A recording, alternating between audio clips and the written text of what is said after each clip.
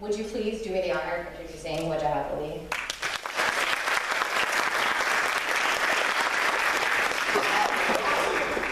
Everyone complains about Muslims, but I say Muslims are so popular in 2015. Everyone wants a piece of the Muslim territory. There is this fear, raise your hands if you heard a fear of creeping Sharia, supplanting the United States Constitution with Islamic law and replacing the stars and stripes with the Islamic crescent. Raise your hand. Most people have, so I'm not crazy. All right. But you guys do not know that Sharia has already infiltrated and conquered America. The signs are everywhere. This, my brothers and sisters, and future subjects of the Islamic Caliphate of America, means that the Muslim agenda has been a stunning success. This year, 2014 and 2015, has been a year of progress and stunning success for the agenda. First, we still have our brother Barack Hussein Obama in the White House. The beer. Who's terrified now? The door's locked. First term Obamacare, second term Caliphate. Wait for it, it's coming. Indeed, a Muslim president who is so Muslim, he has yet to step inside a mosque in America, who is so Muslim, he publicly says Jesus Christ and only Jesus Christ is his savior, who is so Muslim, he celebrates Easter, goes to church, and openly consumes both alcohol and pork. Very Muslim-y traits indeed. So much so is Obama a Muslim, by the way, he's not Muslim, there's sarcasm there, I'm laying it on you. That a recent poll that came out last month, 54% of Republicans answered Muslim when asked what Obama believes, 10% of Democrats, and 26% of independents did the same. This came out last month. Furthermore, Sharia has crept into our supermarkets. We have placed hummus and tahini in every supermarket, which is eaten daily by white hipsters, who again wear keffiyehs as fashion statements.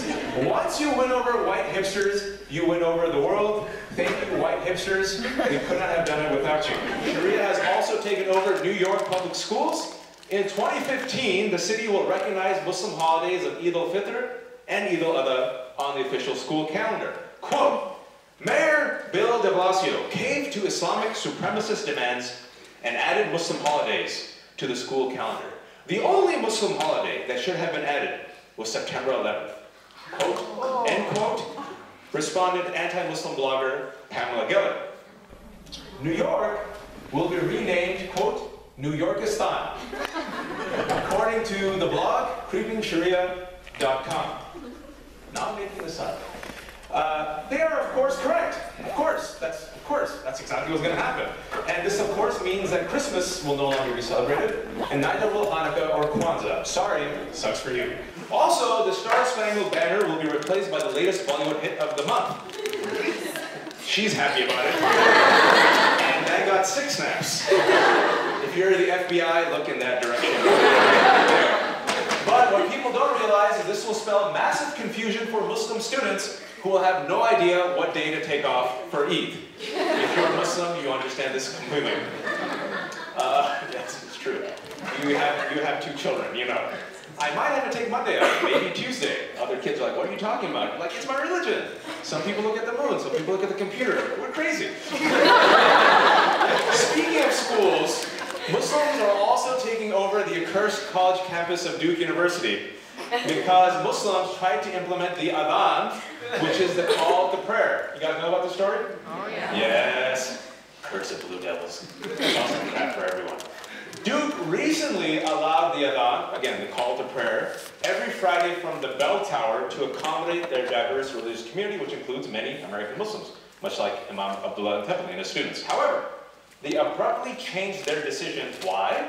Based on a Facebook post by evangelical leader, want to name him? Franklin Graham, who took to Facebook. Very impressive. I like the fact that our religious leaders are using social media. Very impressive. He said the following, I'm going to quote it in full. Quote, as Christianity is being excluded from the public square, and followers of Islam are raping, butchering, and beheading Christians, Jews, and anyone who doesn't submit to their Sharia Islamic law, Duke is promoting this in the name of religious pluralism. Quote, unquote. Blame Imam Abdullah Tepali, the FBI is sitting in the second row.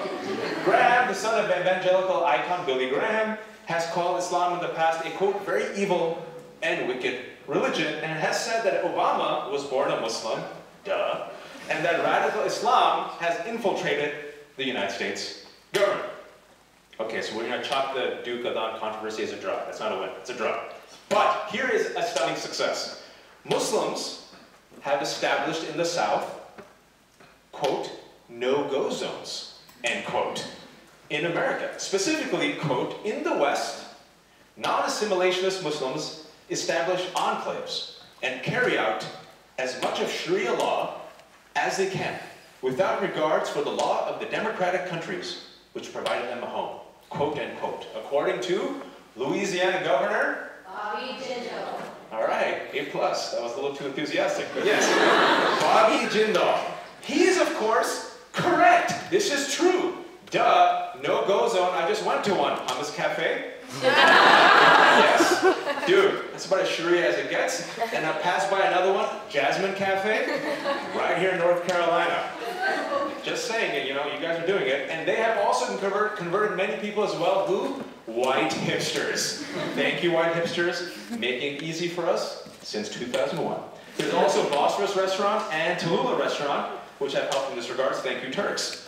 But Jindal was merely quoting a terrorism expert who goes by the name of Steve Emerson, who claimed about a month and a half ago on Fox News that the English city of Birmingham is, quote, totally Muslim, and a place, quote, where non-Muslims just simply don't go in.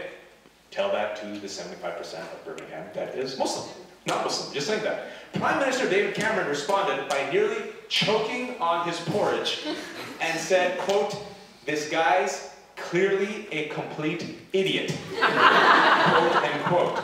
However, this complete idiot, Steve Emerson, has briefed the government for the last 20 years as a terrorism expert on Islam and Muslims, and said that the 1995 Oklahoma City bombing was committed by a Muslim because the attack bore, quote, a Middle Eastern trait. Anyone know who did the Oklahoma City bombing in 1995? Timothy McVeigh, who was not Muslim, Middle Eastern, and was actually a white supremacist. Speaking of white men, Sharia has dominated them as well. The final frontier of whiteness has been dominated. Takbir Allahu Akbar. We have apparently co-opted and turned famous conservative anti-tax reformer Grover Norquist by using our most attractive and alluring bait, our women. Excellent. Excellent. I just want to be as creepy as possible with that. Hopefully I succeeded. Forgive me, she's not happy at all. She's like terrified. I'm happily married, I love my wife. Just want to say that. Grover Norquist, who by the way is not Muslim, allegedly became Muslim by osmosis. How, you asked?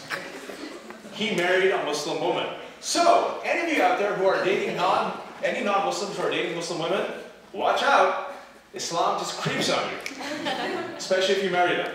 However, why am I mentioning this? Because he is also, by virtue of marrying a Muslim woman, all right, a member of the, quote, radical Muslim Brotherhood. According to anti-Muslim bigot, and I'll mention him a lot, Frank Gaffney. We'll hear a lot about him. In fact, media personality and entertaining conspiracy theorist Glenn Beck, you guys know Glenn Beck? All right. Just recently, last week, invited Frank Gaffney on his show to share this very colorful, inventive conspiracy theory. And as a result, Glenn Beck is threatening to resign from the NRA if the NRA re-elects Grover Norquist as a board member. The NRA, responding to Glenn Beck, has said they're launching an investigation into Grover Norquist. Continuing on our path, Sharia has also infiltrated Batman. Indeed, Ben Affleck. Ben Affleck defended Muslims and Arab Americans from scapegoating and generalizations when he appeared on the Bill Maher show. Anyone see this clip? He has redeemed himself for all the movies he's made from 1998 to 2012. All right? And he basically confronted neuroscientist, but somehow self-proclaimed Islamic scholar, Sam Harris, Michael Muhammad Knight. Is Sam Harris a Muslim scholar? Sure. Why not? Why the hell not? Sam Harris, who has previously written, quote, we are not at war with terrorism, we are at war with Islam, quote, end quote. Mainstream guy. Speaking of fictional characters of pop culture, we have also dominated comic books, ladies and gentlemen, with the first Muslim superhero, Kamala Khan, from New Jersey, a Pakistani-American superheroine who goes by the name of Miss Marvel. Next up, Wonder Woman in the burqa, because she shows too much leg. The reality of American Muslim life in 2014-2015 is the following, according to all the studies. American Muslims are, quote, moderate. I don't know what that means, but it's a good word. I'll run with it. They are uniquely optimistic about America's future. They believe in the American dream. They are economically, for the most part, successful. They renounce extremism and violence against civilians. They help law enforcement. And they are currently the most diverse religious community in America. In fact, American Muslim women are the most educated women of any religious community in America, right behind American Jewish women. That's Arsenio Hall, whoop, whoop, whoop, from the 90s. Nice. I'll take some snaps. You should applaud for that. That's actually really good news. I'm impressing now. Just too much applause. Here is the current perception. Currently, in 2015, Islam has the lowest favorability rating of any religion in America.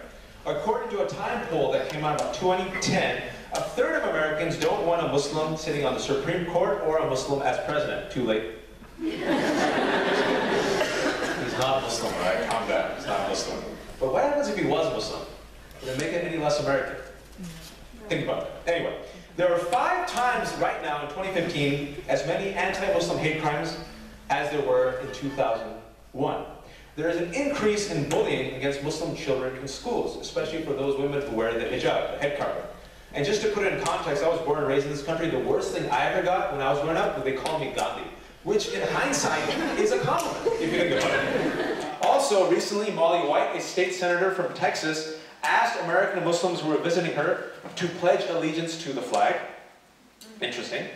Speaking about Texas, a Houston mosque recently was burned down thanks to an arsonist.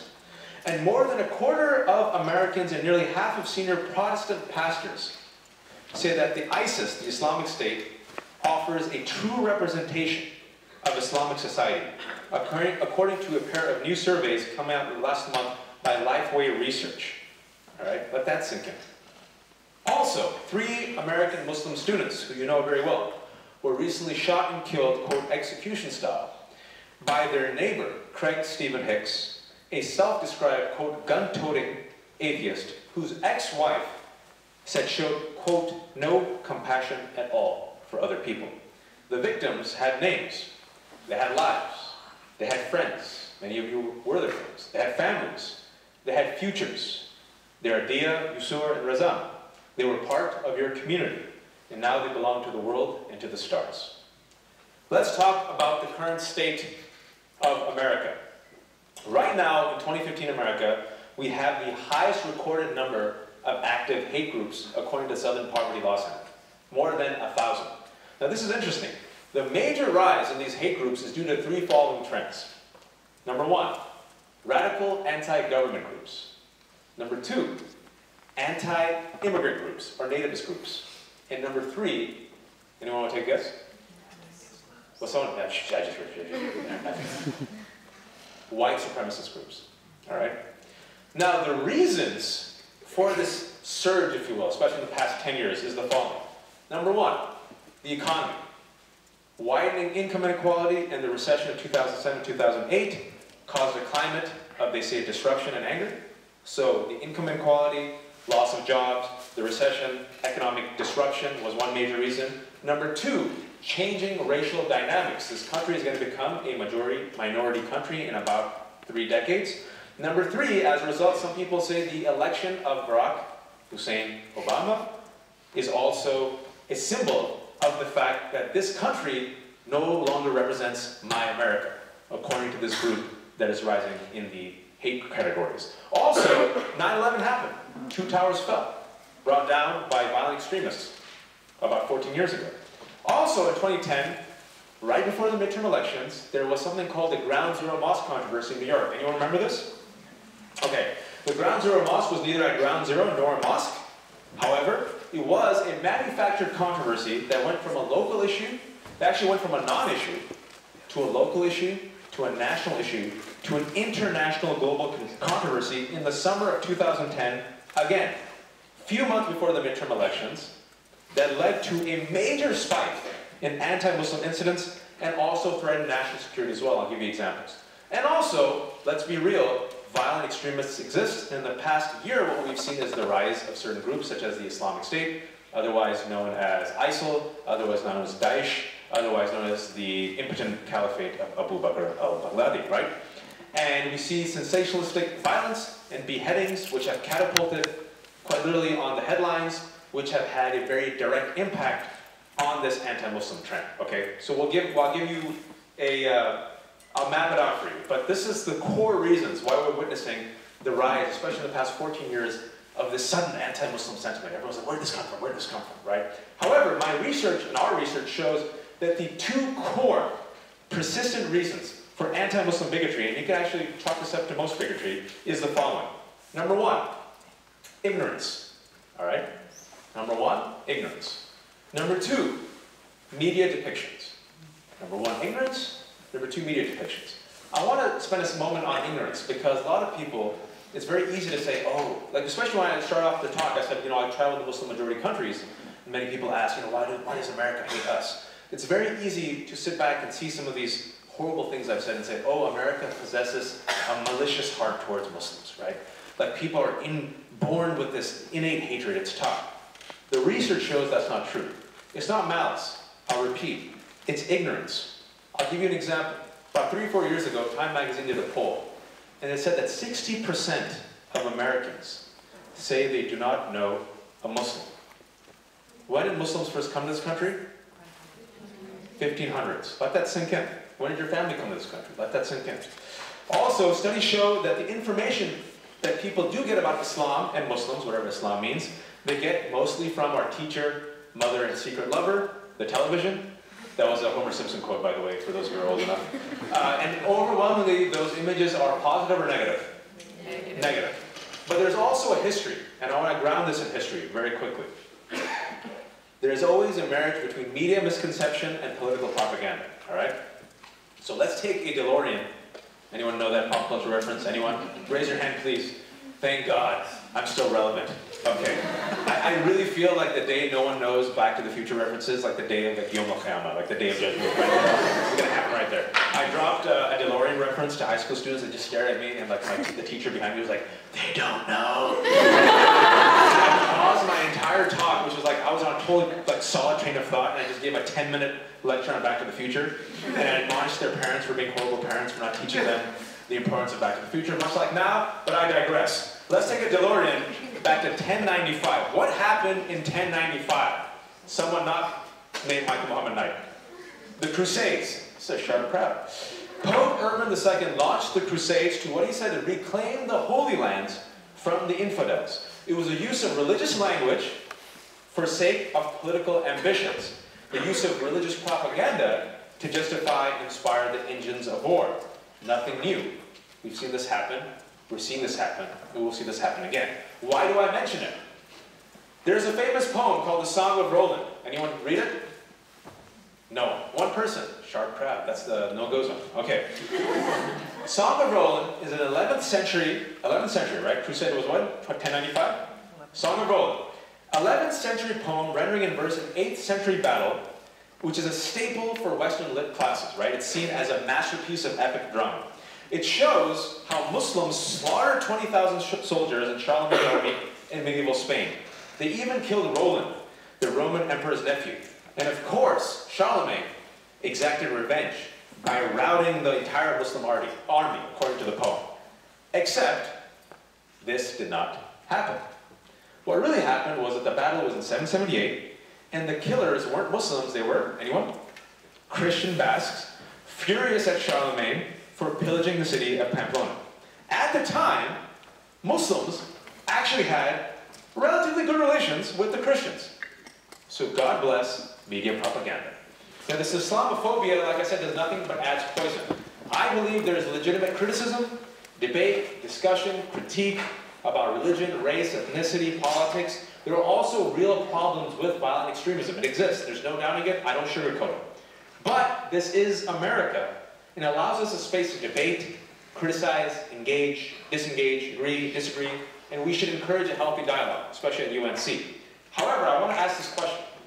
How do we, as an American society, in 2015, benefit from hate, hysteria, fear, and scapegoat? Thank you for that. I appreciate it. Ask yourself, what do these people that I mentioned bring except division? What do they bring except division? I'll give you an example. KKK, right? America prides itself in allowing even people like the KKK to have a platform for their ideas and ideology, right? We allow them to speak. But as a citizenry and as a nation, we have made a decision that we will not empower them.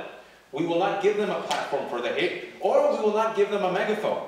We look at them and we shake our heads, what, in disgust, or we laugh, and we hopefully tell our children how not to behave towards those who are different skin color and ethnicity and religion and beliefs. We expose those voices, we marginalize them, and hopefully we move forward as communities and leave them in the dustbins of history. Now as I end, or go towards my ending, I say, for too long, the stories of Muslims in America have been painted by stereotypes and violence.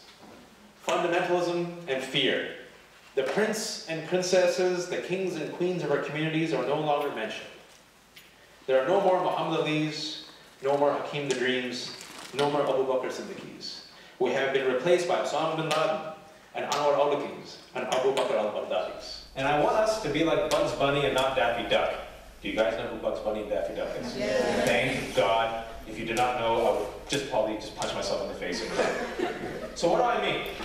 Daffy Duck always loses his temper, loses his cool, overreacts, gets a migraine, ends up hopping, jumping, and shouting in the air. And what happens in the end? The shotgun always blasts in his face, and the anvil always drops on his head. Bugs Bunny, on the other hand, cool, calm, and collected. Yosemite Sam and Elmer Fudd always chasing bugs, but the bunny was always 2 steps ahead, and you always foiled their plots. So I want us to be like bugs. I want us to be cool, calm, and collected. I want us to finally get the carrot at the end of the stick, to finally get the bunny girl at the end, or the bunny boy, and to make a witty quip and laugh at the Islamophobes' expense. I want us to be the Haji Babas, to be the heroes of the story, not the sidekicks. And finally, we cannot live in culturally isolated cocoons. I want us to be participants, not spectators. We have to be proactive, right? I want us to be participants, not spectators. Don't make the mistake of my generation, or the generation before me. Speak. Speak. Speak truth to power, and speak powerful truths. Pick up the pen and write it. We have to tell stories that are biased for everyone, because this is a pivotal moment for us in America, right? I really believe that. This is it, 2015. You want to talk about the fault lines? This is the fault lines right now. It's all being exposed. This is grab the future moment. What is America going to look like? How do we define ourselves? How do we define our character? How do we tell our story to ourselves, our neighbors, and the world? We need Muslim storytellers to share their tales of love and hope and resilience and understanding, and to expand and stretch the American boundaries in imagination and heart, so it can become the best, most authentic version of itself and truly reflect the beauty of its pluralistic values in the way she treats all of her residents. And Yusur believed it. This is what she said in her final interview. I'm going to quote her. And that's the beautiful thing here. It doesn't matter where you come from. There's so many different people from so many different places, of different backgrounds and religions. But here we're all one culture. And it's beautiful to see people of different areas interacting and being family. Being, one community. Thank you for your time. I hope that was helpful.